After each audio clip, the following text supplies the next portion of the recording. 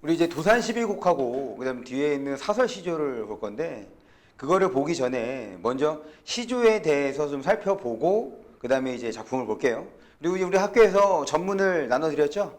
그 전문에 대한 거는 따로도 설명을 할 테니까 일단 여기 있는 거를 보고. 전문이란 게 뭐예요?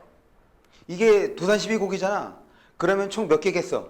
12개, 12개. 그래서 그 전문 거리성이 이거였어요? 어, 이제 알았네. 전문 전체 12개인데 여기 하나밖에 없잖아. 그래서 여기 있는 거 간단하게 보고 여기 있는 거 간단하게 보고 그다음에 전문에 대한 거는 따로 설명을 하겠다. 그러면 지금 여기에서는 이제 시조야. 우리가 지난 중간고사 때는 성경벌교까지 봤죠? 그래서 향가, 고려가요 이렇게 봤다고. 그 다음에 그거 이어서 지금 이제 이 단원 자체가 문학사에 대한 얘기를 하고 있으니까 그거에 이어서 시조가 어떻게 되는지 그거 살펴보고 그런 다음에 지금 우리 다른 작품들을 좀 보는 걸로 할게요. 밑에 이제 유인물 보시면 시조의 특징이라고 해서 나오는데 볼게요. 시조 고려 후기에 발생한 고유의 정형시각. 그럼 여기에서 기억할 것이 이 시조의 특성은 고려 후기야. 그러니까 사실 이제 뭐라고 얘기하냐면 여말선초라고 얘기합니다. 여말선초가 뭐냐면 고려말 조선초를 얘기하는 거야. 그럴 때 발생한 우리의 정형시각. 정형이 무슨 뜻이야? 정형. 형태가 있다. 그렇죠. 형태가 고정되어 있다는 겁니다. 얘가 형식이 고정이야, 고정. 그래서 얘는 정형시가 되는 거죠. 정형시 하면 뭘 생각해야 되느냐? 이제 고정된 거.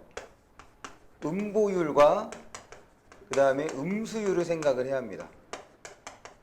그럼 시조에서의 음보율은 어떻게 되죠? 시조에서의 음보율은 우리 4음보 그 다음에 음수율은 이렇게 얘기를 하죠. 3, 4조나 4, 4조. 그러니까 세 글자, 네 글자. 음보 안에 글자가 세 글자, 네 글자 반복되는 거. 우리 이제 이런 형태를 또 뭐라고 얘기를 하냐면 전통적 율격이다. 혹은 민요적 율격이다. 라고 얘기하는 것들. 그래서 얘 외워야 돼. 보통 이제 우리가 중학교 때 이제 정형이라고 했으니까 그래서 시조의 형식을 우리 어떻게 중학교 때 공부를 했냐면 3장, 6구, 45자, 내외 이렇게 공부를 했을 거야. 혹시 생각나?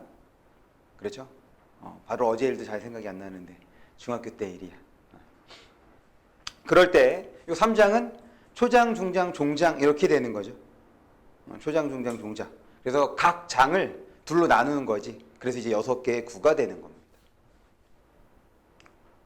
그래서 3단 구성이 되는 거죠. 그래서 우리가 지난 중간고사 때 같이 봤던 그 이제 제망매가라는 19치 한가를 통해서 시조의 기원의 형태 이것도 이제 생각해 봤거든.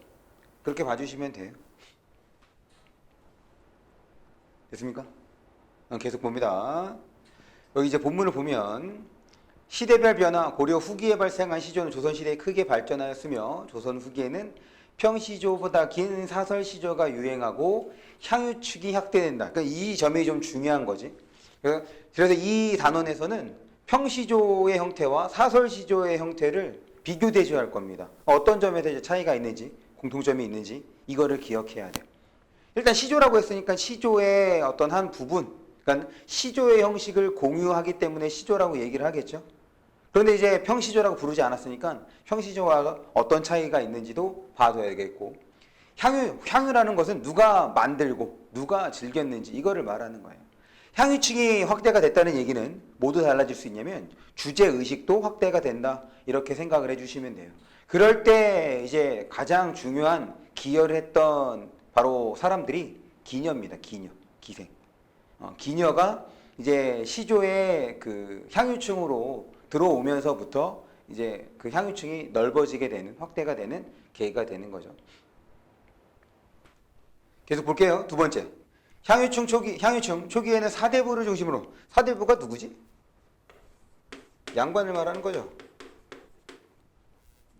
그래서 이거와 관련해서 우리 시조의 오주제 이거 간단하게 다시 한번 떠올려 보고 갈까?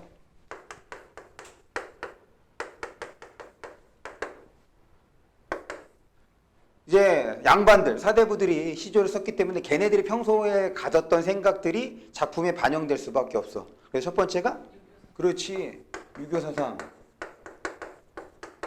유교적 이념. 그럼 유교적 이념 하면 뭐야? 흉, 효, 절. 이것이 이제 시조에 반영됐다. 주제의식으로 보여주는 거고. 그 다음 두 번째가 자연친화입니다. 그런데 이 자연친화 이면에는 뭐에 대한 부정? 그렇죠. 속세에 대한 부정적 인식이 깔려있다. 그 다음 그렇죠. 요 세 번째 주제의식부터 이제 누가? 그렇죠. 기녀. 이제 조선 중기에 기녀가 시조를 창작하면서부터 그 향유층이 넓어지게 됩니다. 그래서 사랑과 이별. 그 다음에 네 번째 주제의식은 이제 그 향유층이 넓어지니까 당연히 누구도 평민들도 혹은 중인들도 지금 이제 시조를 쓰겠죠. 그럼 걔네들이 이제 평소 생각했던 것들이 당연히 반영이 되겠지. 그래서 이거를 이제 뭐라고 했어? 삶의 애환이라고 얘기했죠. 그래서 다양한 생활 감정. 이제 지금 그 당시에 이게 평민들의 어떤 주제의식이라고 생각을 한다면 그 당시에 기본적인 생활 양식은 우리 농경사회인 거잖아. 그래서 이제 농사와 관련되는 것들이 많게 되는 거지. 그 다음 다섯 번째는 조선 후기 때. 조선 후기 때 사회를 비판적으로 바라보는 것도 이제 시조를 통해서 드러냈습니다. 이게 향유층이 확대되면서 주제의식도 확대된 거다라고 생각해 주시면 좀 더 수월하게 시조를 이해하실 수 있을 것 같아요. 그죠? 계속 본문 볼게요. 창작 수용됐으나 조선 전기에 기생도 창작에 참여하였으며 이때부터 이제 향유층이 확대가 되었다. 조선 후기에는 중인에 이르기까지 평민들도 썼죠. 그렇게 생각해 주시면 됩니다. 기본 형식은 3장 조금 전에 얘기했던 거네. 3장 6구 45자 내외의 사음보 율격을 지니며 종장의 첫 음보는 첫 구는 요거. 첫 구는 그러니까 첫 음보죠. 첫 구는 삼음절로 고정됐다. 이게 가장 큰 제약이야. 왜 그러냐면 사실 사설시조 이따 사설시조를 볼 텐데 사설시조는 파격이야. 파격이 무슨 뜻이야? 파격은 격식을 깨뜨렸다는 뜻입니다. 기존의 격식을 깨뜨린 게 파격이야. 그럼 기존의 격식이 뭔데? 지금 3장 6구 45자 이거를 깨뜨렸다고. 그럼에도 불구하고 시조의 범위 안에 넣을 수 있었던 요소가 바로 이거야. 사설시조에서 종장의 첫 구도 세 글자로 맞췄다는 것. 이런 점에서 사설시조도 시조 안에 들어올 수 있었던 거죠. 그렇기 때문에 종장 첫 구를 삼음벌로 고정했다. 이 측면이 가장 큰 제약이다. 시조에서 가장 큰 형식적 제약이다. 이렇게 기억을 해 주시면 좋겠습니다. 그 다음 밑에 시조의 종류를 볼게요. 평시조, 시조의 기본 형식을 지닌 시조, 뭐 문제 없고 우리가 이제 많이 보던 거지. 그 다음에 이제 연시조는 이제 2개 이상의 평시조가, 그런데 이제 연시조를 해석을 할 때 2개 이상의 평시조가 하나의 제목으로 엮이는 건데 이게 우리가 현대시에서 많이 보는 그냥 연이라고 생각해 주면 돼. 한 수를 하나의 연으로 처리를 해 주시면 됩니다. 그럼 그 얘기는 뭐냐면 이게 첫 번째 수부터 마지막 수까지 뭐가 있냐? 주제가 일관적으로 유기적으로 연결되어 있다라는 거지. 그래서 첫 번째 수에서 주제의식을 잡았어. 첫 번째 수에서 이것 중에 하나로 주제의식을 잡았다. 그럼 그 나머지 수에서도 어떻게 된다? 첫 번째 수에서 잡은 주제의식이 어떻게 된다? 이어진다. 이렇게 생각해 주시면 돼요. 그 다음 사설시조입니다. 사설시조. 초중종장의 형식을 지니지만, 그러니까 3단 구성이라는 얘기지. 형식을 지니지만 사항보율격에서 벗어나. 이게 뭐라고? 파격이라고. 그런데 이거는 학교 선생님의 설명을 좀 주의할 필요가 있습니다. 무슨 말이냐면 어떤 교과서에서는 지금 분명 파격이라고 하는데 사항보가 잘 나타난다, 그러니까 잘 나타나지 않는다라고 설명하시는 선생님도 계실 거고, 반대로 사항보가 나타난다라고 설명하시는 선생님도 계십니다. 그래서 요거는 학교 설명, 그러니까는 어쨌든 이 율격에서 벗어나는 것들이 있다 이렇게 생각해 주시고 그것을 파격적인 거다라고 처리를 해주시면 될 것 같아요. 됐죠? 그러면 이제 우리 본문을 좀 봅시다.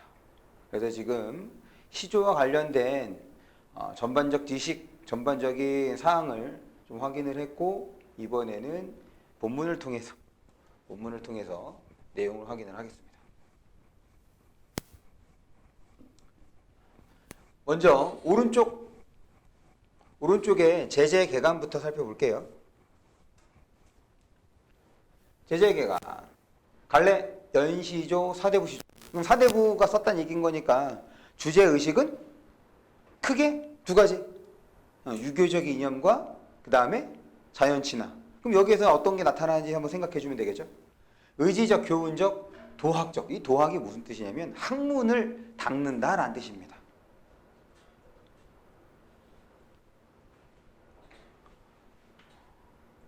그 다음에 고인이 가던 길이야. 그럼 이제 고인은 옛사람을 말하는 거거든. 여기에서의 옛사람은 네, 성현을 말하죠.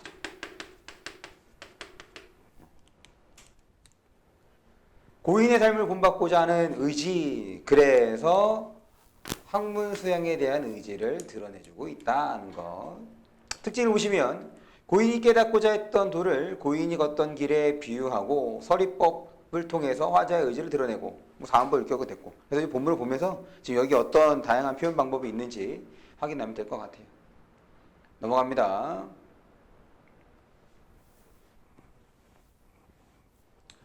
여기 밑에 해제를 볼게요. 이왕의 연시조 도산12공은 쭉 언학 제3세야. 지금 이 도산12공은 6개씩 나눌 수 있는데, 이건 어떻게 나눌 수 있냐면 언지와 언학으로 나눌 수 있습니다. 언지가 이제 앞에 있는 거예요. 전 6곡. 언학은 후 6곡. 이렇게 됩니다. 언지와 언학. 그래서 언학은 학문에 대한 얘기를 하고 있는 거지. 그 다음에 언지는 말 그대로 자신의 뜻. 어디에 뜻을 넣느냐? 자연의 뜻을 줍니다. 그렇게 생각해 주시면 돼요. 계속 볼게요. 언학은 학문에 대해 말한다는 뜻으로 언학에 속한 6수의 시조는 학문의 즐거움과 학문하는 자세. 이거 뭐? 학문의 즐거움, 학문하는 자세, 학문에 대한 의지를 드러내고 있다. 그 중에서 고인도 날못 보고는 옛사람, 즉 성현이 가던 길을 자신도 본보다 따라가겠다는 의지를 드러낸 거다. 여기에서는 의지. 됐죠? 이제 본문을 봅니다. 고인도 날 못 보고 나도 고인 못 배. 고인도 날 못 보고 뭐 당연하지 뭐. 어떻게 보겠어. 옛사람을, 죽은 사람을. 고인을 못 봐도 요거 이제 요게 중요한 거죠. 여던 길 이거 이제 어떻게 해석해야 돼? 우리 여다 이렇게지. 여다 혹은 예다. 이게 두 가지를 해석하죠. 하나는 가다. 두 번째는 지내다. 이거 반드시 기억해야 돼. 되게 자주 나오는 표현이 고유어입니다. 그래서 고인을 못 봐도 가던 길 앞에 있네. 그럼 이때 가던 길은 가던이야. 그럼 누가 간 거겠어? 문맥상. 고인이 간 길이겠지. 가던 길 앞에 있거든. 아니 가고 어쩔꼬 어찌하겠는가 이렇게 되는 거죠. 그럼 안 가고 어떻게 하겠는가? 그럼 가겠다는 거야? 안 가겠다는 거야? 그렇죠. 됐죠? 그럼 내용은 어렵지 않아. 그런데 여기에는 이제 다양한 표현 방법이 쓰여져. 대꾸, 당연하지. 대꾸가 뭔데? 그 비슷한 문장? 그렇지. 문장 형식을. 그래서 여기는 이렇게 되는 거지. 이거 다 나눌 수 있네. 고인도 날 못 보고 나도 고인 몇 배. 그 다음에 고인을 못 봐도 여든 길 앞에 있네. 그거 여기서 대꾸법 확인해 볼 수 있는 거고. 그 다음 고인 못 빼고 고인을 못 빼고. 이 연쇄법이 뭐냐면 원숭이 엉덩이는 빨개 빨가면 사과. 그러니까 끝나는 걸로 그 다음에 다시 시작하는 것, 이어지는 것이 이제 연쇄법이 되는 거죠. 연쇄법도 있고. 그 다음에 우리 문장 끝이 어떻게 끝날 때? 야, 랴, 고, 가, 까, 리, 오. 그 다음에 꼬도 마찬가지죠. 문장 끝이 이렇게 끝나면 뭐라 그랬어? 의문형. 이렇게 끝나면 의문형이야? 그런데 대답을 요구하지 않아. 대답을 요구하지 않으면 이제 뭐가 돼? 서래가 되는 거지. 이거 물어보는 거 아니잖아. 궁금한 거 아니지? 됐습니까? 그래서 뭐 이거 어려운 건 아니야. 이렇게 봐주시면 되겠고. 넘어갑니다. 그 다음 이제 사설시조.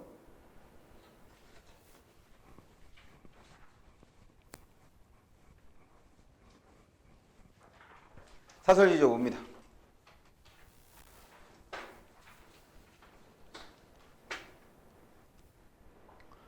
사실 이제 사설시조에서 이제 가장 많이 나오는 게 이제 해학 이런 거 많이 나오거든. 이거 밑에 한번 볼까?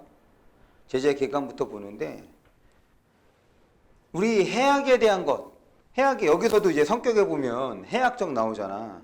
이 해학에 대한 이해를 넓혀야 돼. 우리가 알고 있는 해학, 도경아, 우리가 알고 있는 해학, 해학이 무슨 뜻이야? 힘내자, 연우야. 해학. 해학이 무슨 뜻이야? 왜 그래? 갑자기 멍해졌나? 해학은 웃음을 주는 거잖아. 그런데 이제 웃음을 주는 건 재밌는 것, 웃긴 것 이렇게 되는데 사실 문학 작품 속에서 얼마나 웃기고 재밌는 게 많겠어. 얼마나 되겠어. 그렇게 생각보다 많지 않습니다. 그런데도 이런 것도 해학이라? 이런 것들이 좀 있단 말이야. 그래서 해학의 범위를 좀 넓혀야 돼. 지금 이 작품과 관련해서 해학은 이렇게 좀 생각을 해주시면 될 것 같아요. 심각한 상황을 심각하지 않게 받아들이는 것. 다시 심각한 상황을 심각하지 않게 받아들이는 것을 해학의 의미에 넣어주세요. 그러니까 아무렇지 않게 가볍게 반응, 대응 그렇게 대하는 것. 그것을 해학적이다라고. 왜냐면 우리가 이제 우리 문학에서 해학은 어떤 역할을 하냐면 힘겨운 것을 웃음으로 극복하려는 의식을 이제 해학이라고 얘기를 합니다. 물론 당연히 이제 재밌는 것도 해학이긴 하지. 근데 이제 우리 해학적인 요소들이 많단 말이야. 근데 그럴 때 말하는 해학은 그거야. 이거 내가 심각하게 생각을 해서 이 문제 상황이 해결이 돼? 안 돼? 안 돼. 그러니까 좀 가볍게 넘기고자 하는 그런 마음을 담아 표현을 하는 거죠. 그래서 지금 이 작품과 관련해서 해학은 어떻게 생각하자고? 심각한 것을 심각하지 않은 상황으로 받아들이는 것. 이렇게 생각해 주시면 됩니다. 봅니다. 특징. 생활 속의 사소한 사물들을 열거하여 진솔하고 생동감 있게 전설을 표현하는데 뭐 문제될 거 없지. 한숨을 의인하여 고달픈 삶의 애환을 고달픈 삶의 애환을 의인화해서 해학적인 거냐? 그런 건 아니야. 고달픈 삶의 애환을 해학적으로 드러내주고 있다. 그러면 이제 왜 의인화? 마치 사람처럼 대우해서 야씨 너 왜 왔어? 뭐 이런 식이거든. 어느 팀에 온 거야? 이렇게. 그 다음 세 번째 이게 사설시조의 특성이 되는 거죠. 사음보율격에서 이탈하여. 그래서 학교 설명에서 사음보율격에서 이탈했대. 그럼 사음보율격이 나타난다는 거야? 안 나타난다는 거야? 그렇지. 그런데 설명에 따라 주십시오. 되죠?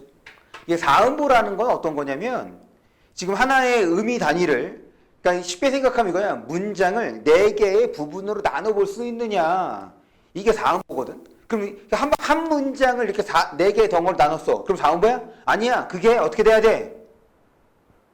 율격이니까 운율이니까 그게 어떻게 돼야 돼? 반복돼야 될 거 아니야. 한 번만 사음보가 나온 거가 아니라 반복이 돼야 돼. 여기 본문을 볼게요. 본문 보기 전에 해제 보겠습니다. 이 작품은 작자미상, 보통 작자미상이다 라고 하면 보통 일반적으로는 누구야? 평민이야. 그런데 간혹가다 이제 사회의식, 사회적 의식, 문제의식을 드러내는 경우가 있는데 그럴 때는 이제 이렇게 생각하기도 하죠. 양반이 일부러 자신의 신분을 속이고, 자신의 신분을 속이는 게 아니지, 자신의 신분을 드러내지 않은 채 표현하기 합니다. 어쨌든 작자미상이다. 평민이라고 생각해 주시면 돼요. 한숨을 의인하여, 아까 우리 특징에서 확인했던 겁니다. 한숨에 대한 원망을 토로하는 내용을 담은 거다. 그 다음에 문이나 창문과 관련되는 사물을 열거하여, 이것을 이제 길게 사설시조로의 특성이라고 할 수가 있겠죠. 됐습니까? 이 본문을 볼게요.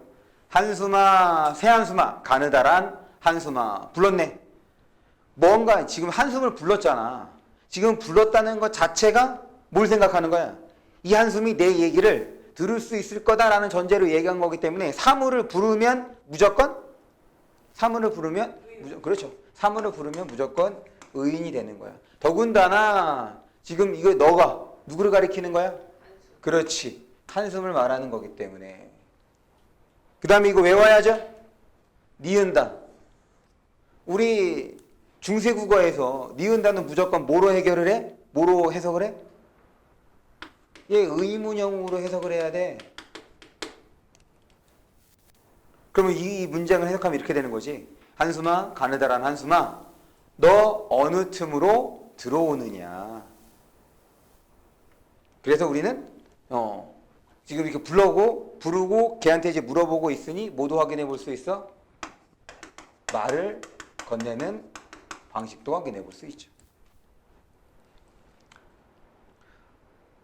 우리가 보통 이 한숨을 어떤 상황에서 쉬지? 한숨 쉰, 야, 보통, 그래서 어른들이 너 한숨 좀 그만 쉬어 라고 얘기하잖아. 왜? 한숨에 뭐가 담겨 있기 때문에? 부정적인 의미. 부정적 의미가 담겨 있기 때문에 한숨 좀 그만 쉬라고 얘기를 한단 말이야. 그러니까 지금 이 첫 번째 초장을 통해서 이 딱 화자가 처한 상황이 나왔죠. 그래, 여기 있는 것처럼 화자 뭐 하고 있다? 우리가 이제 시의 의미를 파악할 때 화자가 경험하는 것은 실제 우리가 경험하는 것, 그러니까 시에서 표현된 것들은 실제 우리가 경험할 수 있는 걸로 바꿔서 생각하는 것이 시를 올바르게 접근하는 방법이 되는데, 지금 한숨을 부르고 너 어느 틈으로 들어왔어? 라고 얘기하는 것 자체가 지금 화자는 뭐 하고 있는 거야? 한숨 쉬고 있는 거죠. 한숨을 쉬고 있음. 그 한숨을 쉰다는 얘기는 아까 얘기했던 뭐라 그랬어? 부정적인 거라며. 그러니까 한숨을 통해서 고민, 걱정 이런 것이 있구나 라고 뭐 할 수 있는 거야? 추론할 수 있는 거지. 그러니까 화자는 어떤 상태에 있는 거야? 부정적 상황에 있는 거야. 부정적 안 좋은 거야. 그런데 왜 지금 한숨한테 말을 건? 지금 이런 거 심각한 거야. 힘든 거야. 그런데 지금 어떻게 한숨이라고 불러. 그거를 이제 가볍게 처리하려고 쓰는 이런 게 바로 해학적 요소라고 할 수 있는 거지.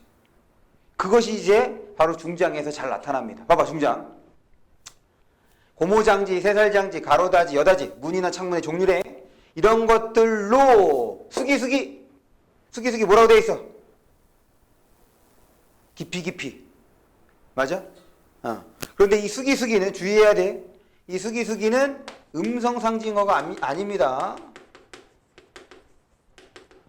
왜 같은 말이 반복이 되면 왠지 먼 것 같아. 음성상징어인 것 같잖아. 그런데 수기수기는 음성상징어가 아니야.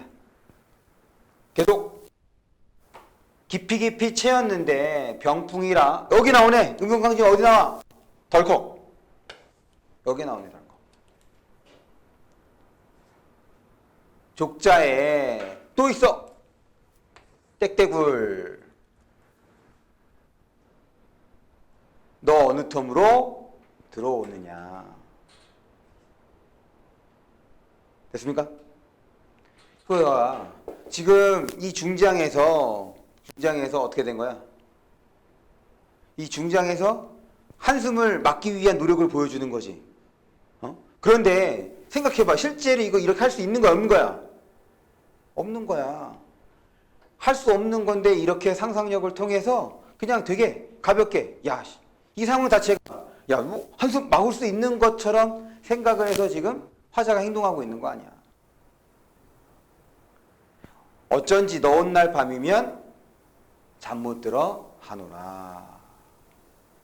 그래서 화자가 처한 상황은 그래. 고민 걱정이 있는 것을 지금 이렇게 어떻게 가볍게 한번 웃어넘길 수 있을 만한 상황으로 바꿔서.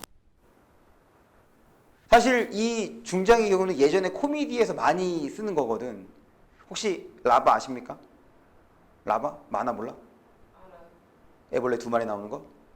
거기에서 걔네들이 좋아하는 게 소시지잖아. 비엔나 소시지 같은 거, 요만한 거. 그래서 저는 애니메이션을 되게 좋아합니다. 상상력. 이게 뭐 풍부해지잖아. 거기서 이제 레드랑 옐로우가 나오는데, 이 레드가 약간 약삭빠른 거고, 옐로우가 약간 부족한 면이 있긴 하지만, 딱 그 만화를 보면, 사실은 이제 숨은 승자는 옐로우인 거지. 레드는 사실 옐로우를 좀 괴롭히긴 하지만, 실제적으로 당하는 건 이제 레드 쪽인 거고. 뭐 어쨌든. 이제 그런 만화를 보면, 자신의 것을 지키기 위해서 어떻게 막 채워놓는단 말이야. 그런데 그것을 또 다양한 방법으로 뚫어서 숨겨놓은 것을 취하고, 마치 그런 거잖아. 과장된 표현이지, 과장된 표현. 이런 거를 통해서 해학적 상황을 만들고 있는 거죠. 그래서 열거와 과장 이렇게 볼 수 있는 거지. 됐습니까? 다 끝났습니다. 조금만 더 힘내주세요. 그래서 이런 것들을 우리가 해학이라고 본다는 것. 넘어갑니다. 그래서 학습활동 보면 뭐 1번 기본적인 내용이죠. 이거 넘어가 될 것 같아요. 그 다음에 2번도 다 설명했으니까 넘어갑니다. 그 다음 3번도 넘어가고 4번 좀 읽어볼게요. 4번 이제 그 사설시조에 대한 설명이 되는 거니까.